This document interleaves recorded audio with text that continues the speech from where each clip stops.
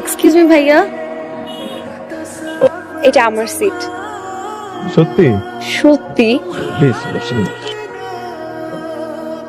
আচ্ছা, ওর নাম কি হতে পারে? তামিয়া, ইরা নাকি যারা? আমি কোন নাম জিজ্ঞেস করবো? নীল খরগোশটা এমন লাফালাফি করতেছে কেন? নাম ধাম জিজ্ঞেস করে বসবে নাকি? কিন্তু জিজ্ঞেস করলে যদি খেপে যায়? না থাক। এই মামা কি আইছে? জায়গা আইছে তো, চালু নামেন, যাবেন না?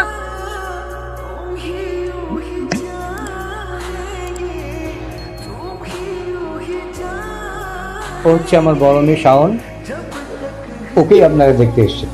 আমার ভাইয়া রাজি, আলহামদুলিল্লাহ। মেয়ে অনেক সুন্দর, মাশাআল্লাহ।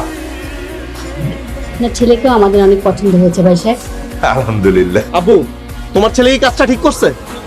ও কি করছে? আমার এই মেয়ে পছন্দ হয় নাই। মাথায় ঘোমটা দেওয়া, ওর নাকি চুলের স্টাইল পছন্দ হয়েছে, চোখ মুখ নাকি ঐশ্বরিয়ার মতন। ওই মেয়েটা দেখতে কিন্তু অনেক সুন্দর। যদি ছোট বোন সুন্দর হয় তাহলে বড় বোন অটোমেটিক্যালি সুন্দর হবে। কথায় যুক্তি আছে? আমি এই বিয়ে করতেছি না, এটাই ফাইনাল। তাহলে আমাকে বিয়ে করিয়ে দে। তোমাদের যা ইচ্ছা তোমরা করো, আমি এগুলোর কিচ্ছু জানি না। দেখে তো মনে হয় ভাজা মাছটা উল্টে খেতে পারে না, ওদিক দিয়ে মাছ খাওয়ার জম।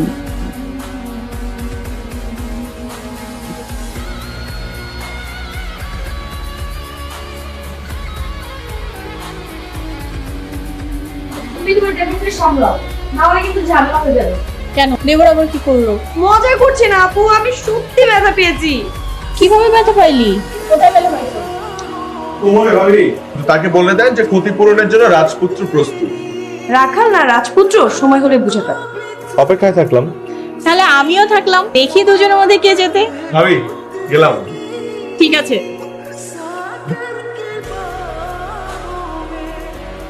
গুলতি মারার সময় মনে ছিল না বিয়ান ব্যথা পাবে? তখন তো ঠিকই টেনে মেরে দিয়েছে, এখন আবার জিজ্ঞেস করেন। দুলাভাইরা করে বিয়ে হলো না, বিয়ানকে নিয়ে টানাটানা, প্রপোজ করলে ডিরেক্ট না করে দেব। আপনি আমার দিকে এভাবে তাকিয়ে আছেন কেন? তাকাবেন না, ঠিক আছে? আচ্ছা, এত টেক্সট করলাম, সেগুলো তো কোনো রিপ্লাই পাইনি। I hate chatting. ফোনে কথা বলো। ভালো লাগার লিস্টটা তাহলে জানতে পারলে ভালো হয়। আসি। কি তার আদা সেটা দেখি আমি ফিদা। আগে আপনারা টাকা দিবেন, তারপরে ফিতা কাটতে দিব, এছাড়া কাউকে ঢুকে দিব না ভেতরে। এক হাতে টাকা দিবেন, আরেক হাতে ফিতা কাটবেন। ঠিক আছে, 2000 টাকা। 2000 টাকা দিব, 10,000 টাকা দিতে হবে, না হলে আমাদের মেয়েকে বিয়ে দিব না। জামাই ছাড়া কিভাবে বিয়ে দেন আমরাও দেখিনি। ভাই চল, ভাই চল। দুলা ভাই, টাকা নিয়ে কি কবরে যাবেন? আপনিও কেন হিসাব নিকাশ করছেন? কি শুরু করলি তোরা? চাচা দিয়ে দে না।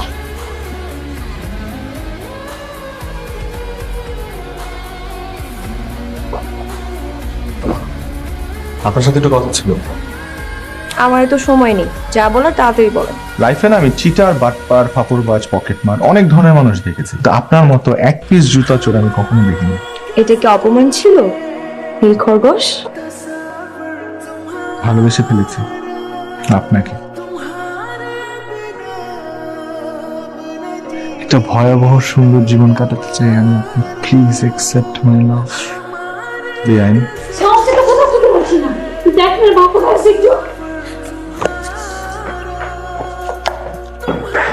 চিঠি রেখে গেছে। আমি শায়নকেই ভালোবেসেছি, আর আমি শায়নকেই বিয়ে করব। ভাবতেও আমার লজ্জা লাগছে। আগে যদি জানতাম, ওর মুখে আমি লবণ দিয়ে ওকে মেরে ফেলতাম। এটাকে আমি মানুষ করতে পারবো। আমাকে মাফ করে দেন।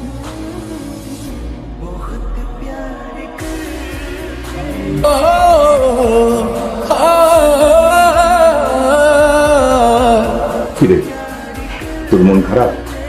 না আবু, আমার মন খারাপ না। ছেলেটা অনেক কষ্ট পাচ্ছে রে।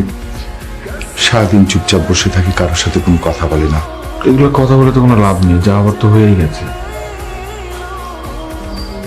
খুনই যাচ্ছে না। যে বাড়ির বড় মেয়ে বিয়ের আসর ছেলে পালিয়ে যায়, সে বাড়ির বাকি মেয়েদের কি অবস্থা বোঝো না?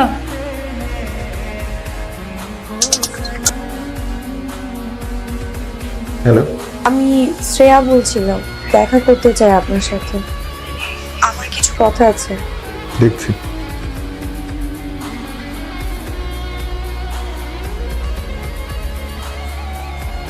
আমি আসলে কিভাবে আপনাকে সরি বলবো আমি জানি না। এরকম একটি ঘটনা আমার পরিবারের জন্য প্রথম। এই গহনাগুলো আপুকে দিয়েছিলেন। সেটার দরকার হবে না। ইফতি ভাই ৬,০০০ টাকা দিয়েছিল, গেট ধরার টাকা।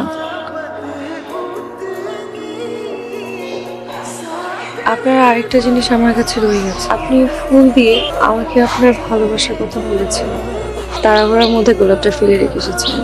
সেদিন তো উত্তরটা না জেনে চলে গেল। জীবন আসলে এমনই, কে কখন কাকে আপন করে দূরে ঠেলে দেয়। ভালো থাকবেন। শ্রেয়া, দাঁড়াও। তুমি কি শুধু এগুলো দিতে এসেছিলে নাকি ওকে আরো কিছু কথা বলতে আসছিলা? জি আঙ্কেল। তুমি শুধু একবার বলো তুমি হৃদ্যকে ভালোবাসো কিনা। বুঝছি। শ্রেয়া, আব্বু তুমি আমার বৌমা হবে? শ্রেয়া, তুমি আমার বউ হবে? হব। ইয়েস!